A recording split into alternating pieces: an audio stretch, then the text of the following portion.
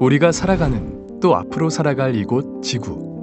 세계지도 곳곳을 물들인 푸른빛이 말해주듯 우리가 두 발 디디고 살아가는 이 땅은 대개 바다로 둘러싸여 있는데요. 매일 그 바다를 통해 85%라는 어마어마한 비율의 글로벌 무역이 선박을 이용해 이루어지고 있습니다.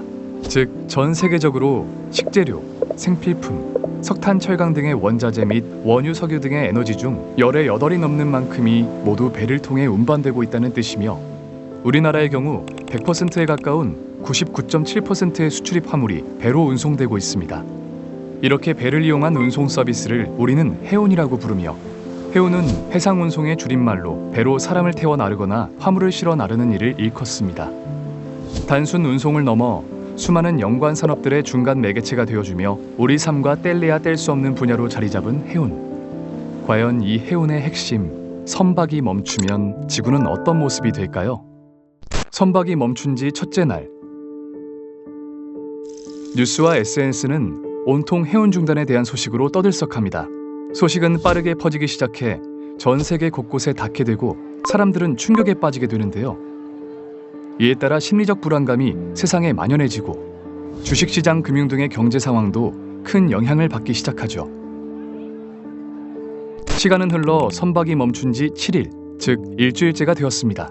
화물의 이동이 제한된 탓에 오고 가지 못하는 화물들이 늘었는데요. 어떤 항구에는 오지 못한 화물들의 항만이 텅텅 비었고, 또 어떤 항구에는 가지 못한 화물들의 항만이 컨테이너로 가득합니다. 때문에 무역 허브들이 몰락하기 시작하는데요. 반면 이로 인해 공항과 기차역에는 컨테이너와 화물들이 줄을 지어 넘쳐나게 되었죠. 또한 식재료 역시 이동이 제한돼 식료품에 대한 수요가 급증하고, 사람들은 미래에 대한 불안감으로 일명 사재기를 시작합니다. 동네 슈퍼, 마트, 백화점 할 것 없이 식재료를 살 수 있는 곳에 발 디딜 곳이 없어지고, 뿐만 아니라 자동차, 전자기술 장비, 원자재는 물론 기본 생필품도 부족해지기 시작해 시장 혼란이 심화되며 가장 기본적인 수요와 공급 규칙이 무너지기 시작하죠. 시간은 더욱 빠르게 흘러 선박이 멈춘 지 한 달째가 되었습니다. 유조선이 멈춰 비산유국들은 연료 부족에 시달리기 시작했는데요. 이로 인해 난방비가 폭등하여 추운 겨울에도 따뜻한 집을 유지하지 못하는 사람들이 늘어나고, 유류비가 급등해 차가 있음에도 자유로이 끌고 나갈 수 있는 사람들이 급격하게 줄어들게 되죠.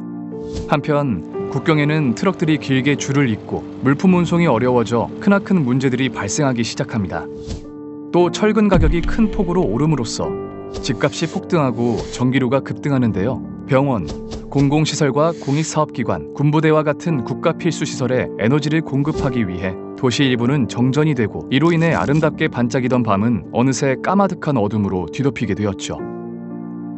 이후 식품 및 의약품 생산이 중단되며 식비가 폭등하고, 간단한 감기부터 극심한 고통을 수반하는 각종 질병에 이르기까지 다양한 환자들이 약을 먹지 못해 사회 전반의 건강이 시들어가고, 동시에 국가 경제는 붕괴되기 시작하는데요. 이에 사회적 불안감은 나날이 커져가 정부는 항공, 철도, 군대, 의료 시스템 등의 분야에 적용 가능한 대안을 찾기 위해 전력을 다하게 되죠. 앞서 언급했듯 해운은 단순한 운송 서비스에 머무른 분야가 아닌데요. 때문에 해운과 연계된 조선, 철강, 항만, 무역 등의 관련 산업이 흔들리고, 이러한 산업군의 일자리들도 대폭 축소되어 한순간에 직업을 잃은 사람들이 늘어나며 산업계가 회색빛으로 물들게 됩니다. 선박이 멈춘 지 90일째, 대략 3달이 되었습니다. 연료 부족으로 인해 항공편이 취소되고 기차가 운행을 멈춰 사람들은 목적지로 이동하지도 고향으로 돌아오지도 못하는 상황에 놓이게 됩니다. 또 에너지에 의존하는 휴대폰 서비스, 전자상거래, 전자은행거래 등도 심각한 와해를 겪게 됩니다. 농지는 점차 메말라가며 황무지화되고, 제때 농작물들의 씨를 뿌리지 못해 식재료는 구경조차 하기 힘든 상황이 되었습니다. 전 세계에는 인플레이션이 발생, 사람들이 감당하기 힘든 수준의 물가 상승이 계속되고, 많은 기업들이 도산하며 주식시장이 붕괴되고 글로벌 경제 시스템이 붕괴됩니다. 일부에서는 내란이 발생하기도 하며 정부는 국민의 복지와 안전을 지키기 위해 가능한 모든 방법을 동원해야만 하는 상황에 이르렀는데요. 방대한 양의 화물을 경제적이고 효율적으로 운반할 수 있는 선박을 잃고 대체 가능한 운송수단을 찾지 못한 탓에 사회적 한계가 극한으로 치닫으면서 국가들은 끝내 붕괴의 길을 걷게 되고 맙니다. 이렇게 간접 경험해본 선박이 멈춘 우리 삶의 힘겨운 90일.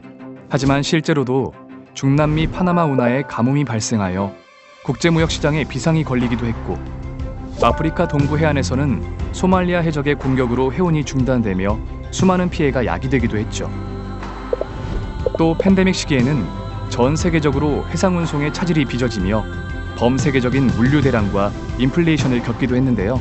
이를 말미암아 봤을 때 앞서 살펴본 가상 상황이 단순한 상상이 아닌 해운이 멈추면 실제로 겪게 될 두려운 예상이라는 것을 알 수 있습니다. 해운이 없다면 하루도 보내기 힘들다는 것을 느끼며 가정과 사회, 그리고 생존의 기반이 되는 해운에 대한 이해가 부족하였음을 깨달을 수 있었는데요. 이렇듯 일상 곳곳에 지대한 영향을 끼치며 없어서는 안 될 존재로 자리 잡고 있는 해운 산업. 어렵고 척박한 상황에서도 국가와 사람, 경제를 연결하며 전 세계를 하나로 통합하는 해운은 지구의 풍요로움을 지키는 불빛입니다.